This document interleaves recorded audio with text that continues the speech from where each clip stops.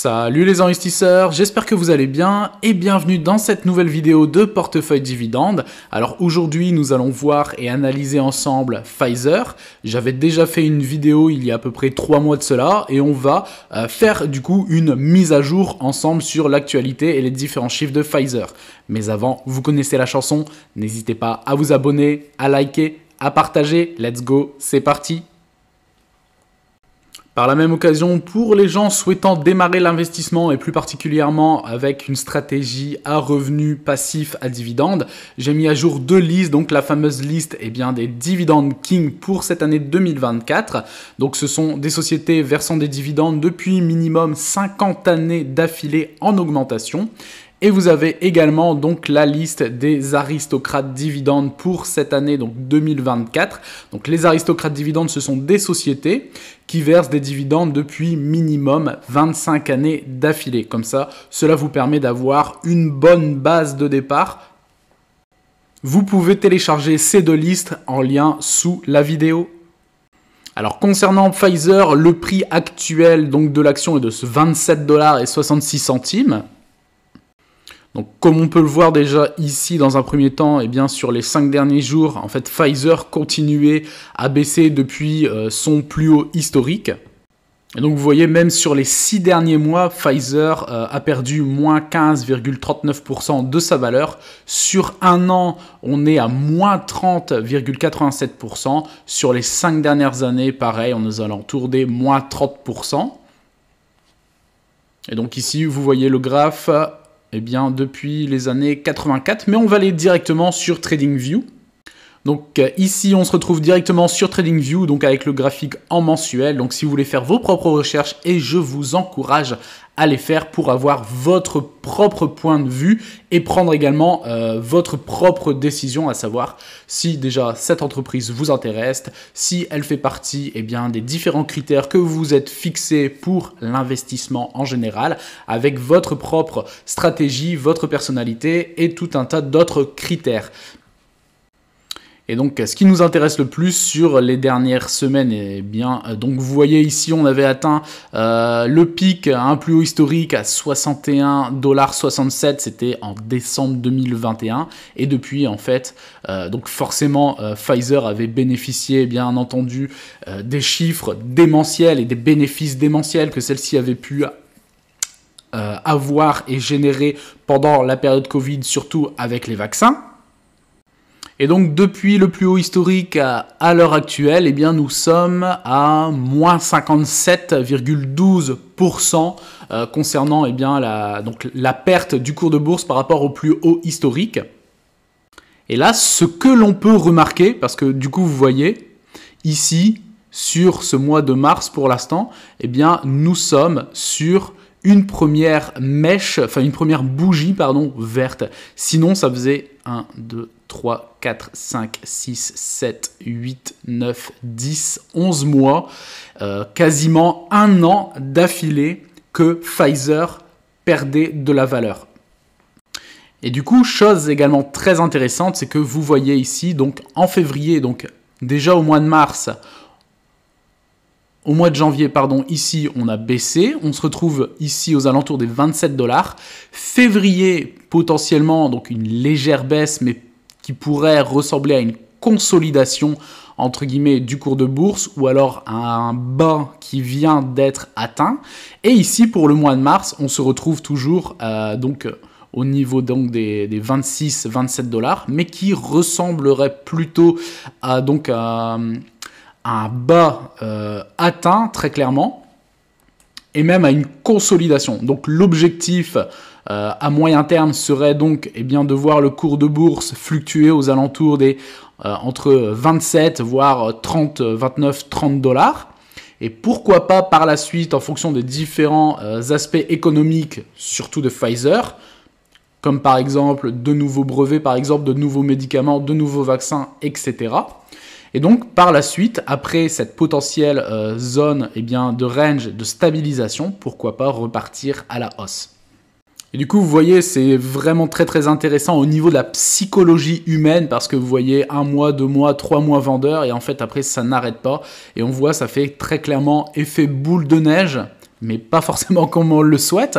Mais pour en revenir ici, vous voyez, sur du long terme, on se retrouve donc aux alentours ici donc des 27 $, sur un support qui avait été atteint une première fois, sur lequel le cours avait rebondi, donc c'était en août-septembre 2014.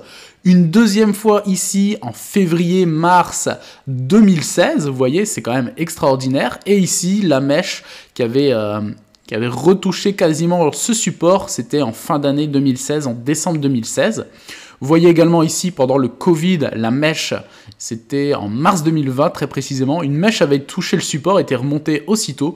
Donc on voit très clairement que c'est un support, une résistance très très forte au niveau donc psychologique. Vous voyez également ici, c'était en juin 2002, juin, juillet, toute la période 2002, voire même 2003. En fait, le cours rebondit sur cette zone des 27-28 $. Et repart par la suite à la hausse, mais une fois que celui-ci, vous voyez, a été cassé, c'était en novembre 2004, donc on passe sous cette zone des 27-26 $, et vous voyez, le cours rebondit, donc fait un plus haut ici à 27 $, mais ne le casse pas et repart à la baisse. Et on voit ici, donc le cours joue également en octobre 2006, et quasiment pareil en juillet 2007, joue avec ce support, mais sous ce support.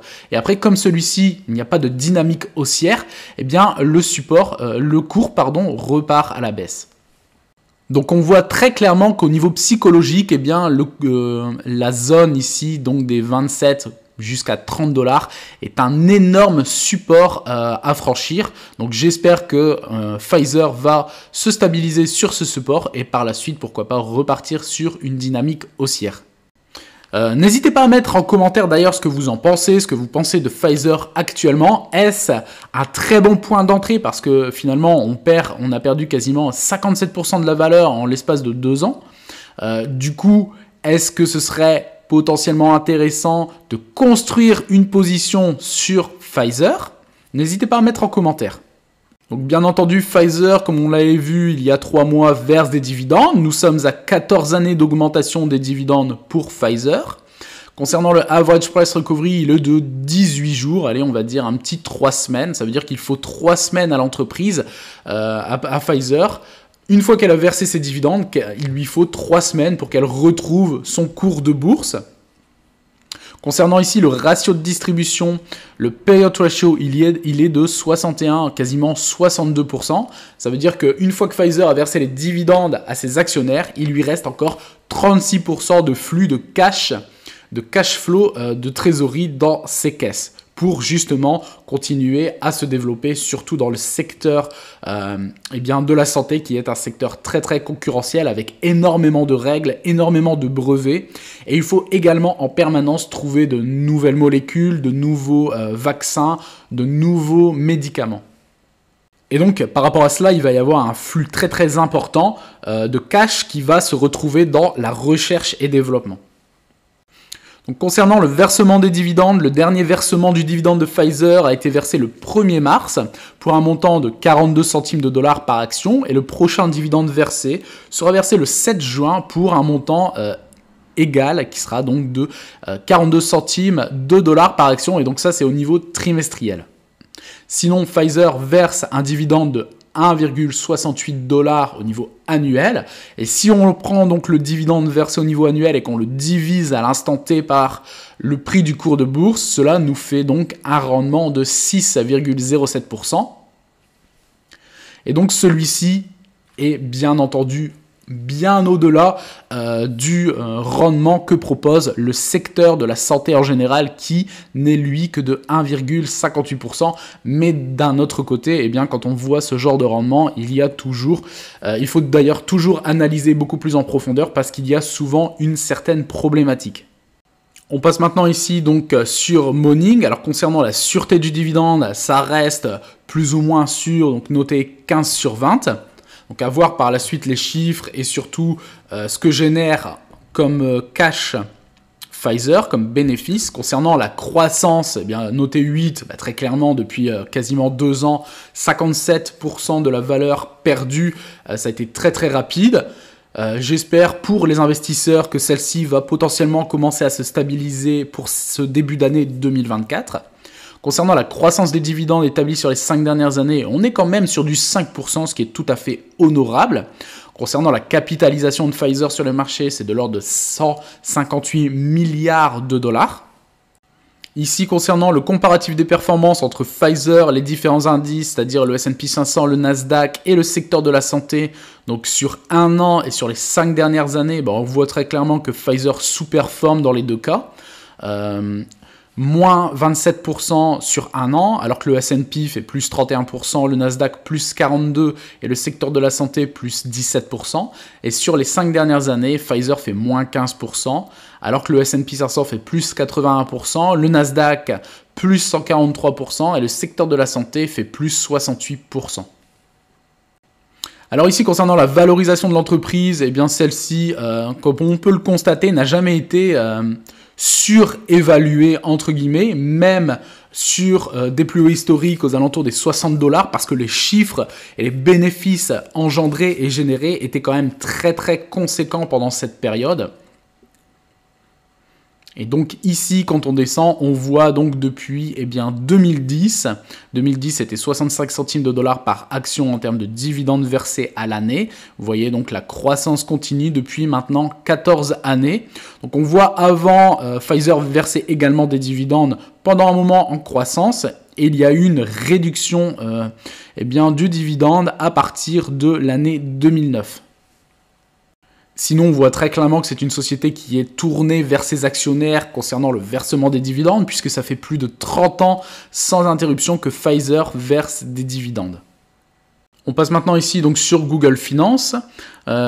Ici, donc concernant le compte de résultat, et donc vous voyez au niveau annuel depuis 2019, on voit qu'il y a vraiment eu un effet exceptionnel et exponentiel pendant 2 ans avec la période du Covid.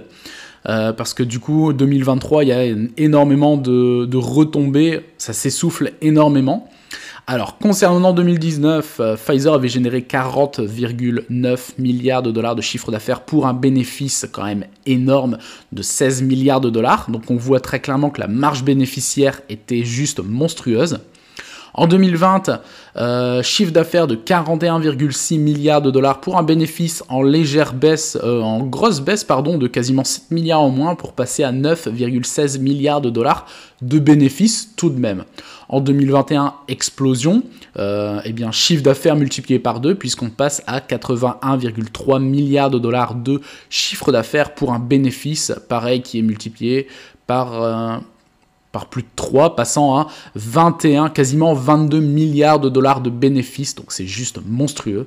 Et vous voyez 2022, chiffre d'affaires qui explose, donc 20 milliards supplémentaires par rapport à 2021, puisqu'on passe à un chiffre d'affaires de 100,33 milliards de dollars de chiffre d'affaires pour 2022 et un bénéfice qui prend 10 milliards de plus par rapport à 2021, vous voyez, passant à 31,37 milliards de dollars de bénéfices, c'est tout simplement gigantesque. Et là, vous voyez l'essoufflement qui est quand même très très important en 2023. Puisque il y a plus de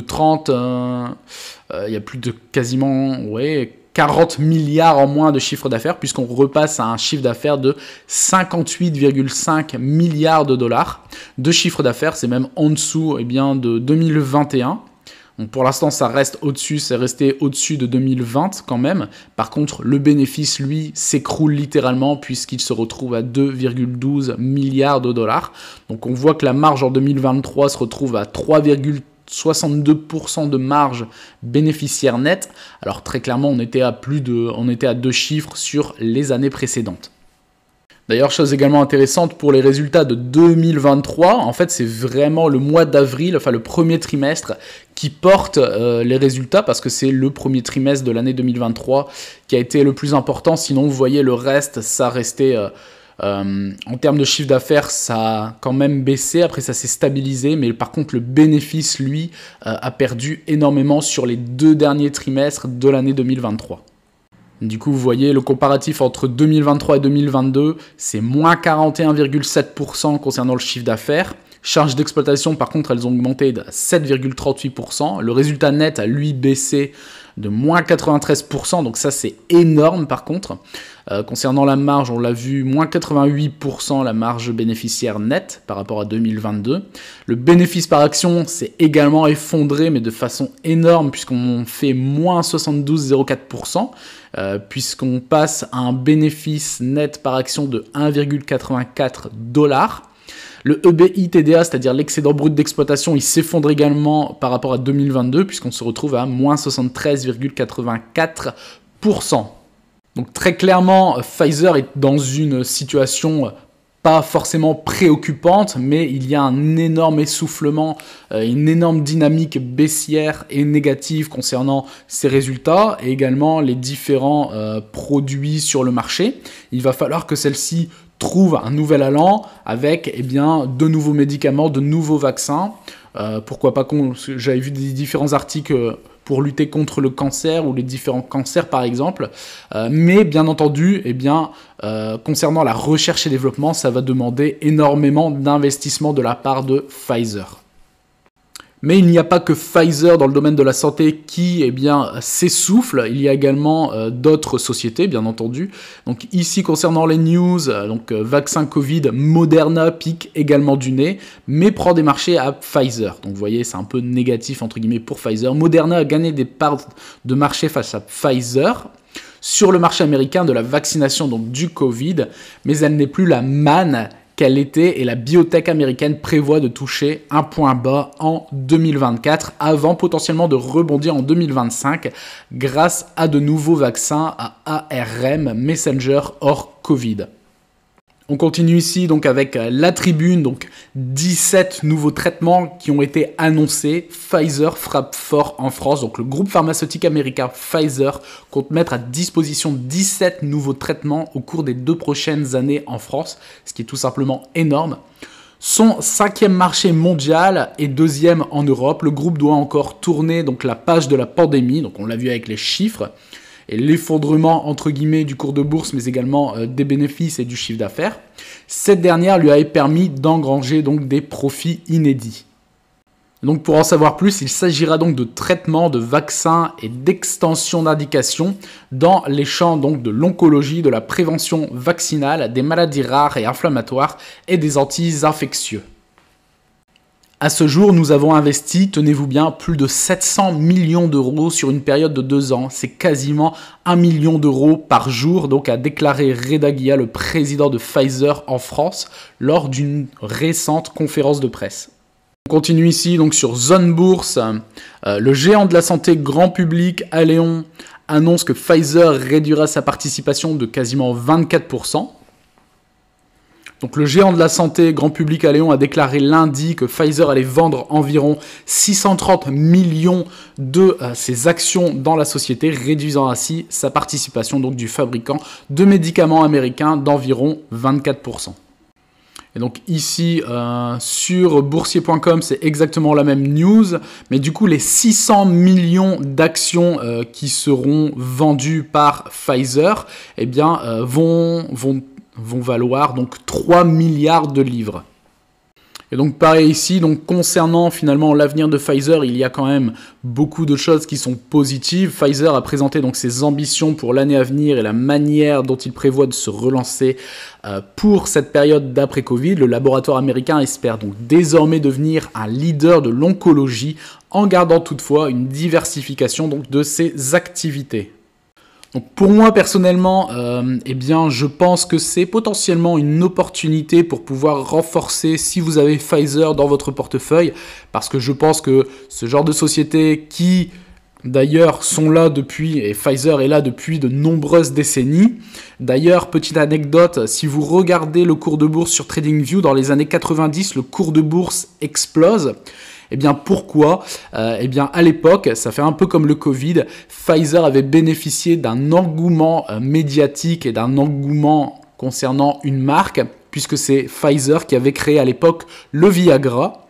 Et donc je pense très clairement qu'avec le secteur de l'oncologie et donc tous ces investissements qui vont dans ce sens sans bien entendu renier sur ces diversifications, eh bien Pfizer a potentiellement de très beaux jours et de très belles années devant elle, notamment par ce domaine.